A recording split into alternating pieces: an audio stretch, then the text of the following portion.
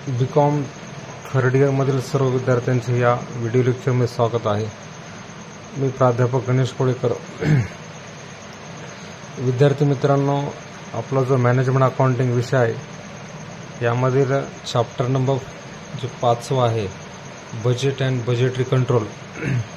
तर यामध्ये जे प्रोडक्शन बजेट आहे तर प्रोडक्शन बजेटचा हा जो प्रॉब्लेम आहे तर अतिशय सोपा आहे.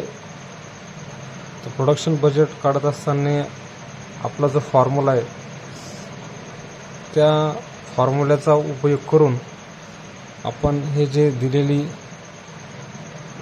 प्रोडक्शन जे युनिट्स आहेत ओके सेल्स आणि याचा जो ओपनिंग स्टॉक असेल आणि हा क्लोजिंग स्टॉक ह्या सगळ्या ज्या काही आपल्याला व्हॅल्यूज दिलेल्या आहेत याचा कशा प्रकारे एस्टिमेटेड प्रोडक्शन आपण काढू त्याच्या अनुषंगाने जो काही फॉर्म्युला आहे त्या फॉर्म्युल्याचा वापर करून सहजरित्या आपण याच्या व्हॅल्यू म्हणजे एस्टिमेटेड प्रोडक्शन आपण किंवा बजेटेड प्रोडक्शन काढू शकतो. तर सर्वप्रथम आपल्याला जो काही फॉर्म्युला आहे तो फॉर्म्युला आपला असा आहे की sales okay sales plus closing stock minus opening stock. हे जे सूत्र आहे हे अत्यंत महत्त्वाचं आहे. Estimated production is equal to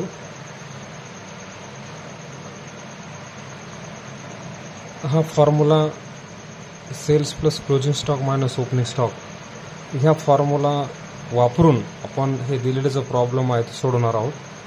तर बघा या ठिकाणी आपल्याला पर्टिक्युलर्स आणि हे प्रोडक्ट्स युनिट्स हे उत्तराची सुरुवात करत असताना आपल्याला हे असं सुरुवात करायची. आता हे आन्सर आपल्या इथून सुरू झालं. पर्टिक्युलर्स युनिट्स जे आहेत आपले प्रोडक्ट युनिट्स कोणकोणते आपल्याला या ठिकाणी बघा दिलेले आहेत ABC. ठीक आहे, ABC आपण लिहून घेतले. आता या ठिकाणी आपल्याला सेल्स लिहायचं आहे कारण आपण पाहिलं या ठिकाणी आपल्याला सेल्स दिसतोय. मग सेल्स प्लस क्लोजिंग स्टॉक करायचं आहे. पण आता एक ह्याचे सेल्सचे युनिट्स किती आहेत या ठिकाणी Aचे आहेत 22,000, Bचे आहेत 25 ओके आणि Cचे आहेत 30 राईट. नंतर काय करायचं प्लस क्लोजिंग स्टॉक. तर या ठिकाणी हे plus closing stock plus closing stock closing stock जर आपण पाहिलं या ठिकाणी तर याचं आहे 10,000 ओके. क्लोजिंग स्टॉक म्हणजे काय माहिती का की हा जो आहे 1/7/2021 हा आहे ओपनिंग स्टॉक. अत्यंत महत्त्वाचं या ठिकाणी समजून घ्यायचं आपल्याला क्लोजिंग स्टॉक ओपनिंग स्टॉक. ते आपल्याला क्लोजिंग स्टॉक ॲड करायचा आहे. तर हा 1/7/2021 म्हणजे हा ओपनिंग स्टॉक आहे बरोबर आहे. आता 1/7/21ला सुरू झालं वर्ष तर ते संपणार आहे 30/6/2022. ठीक आहे.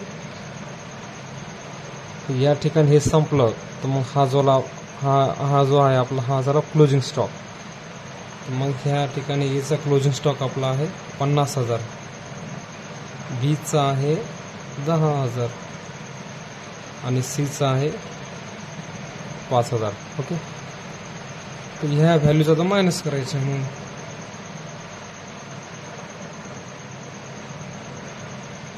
सॉरी मायनसने प्लस आहे ना cells plus closing stock.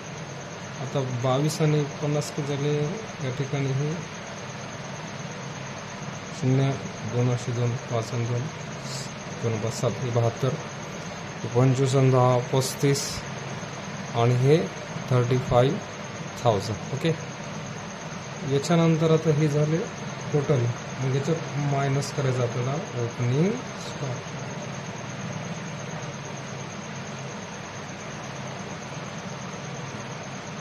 Opening stock minus करायचा आहे.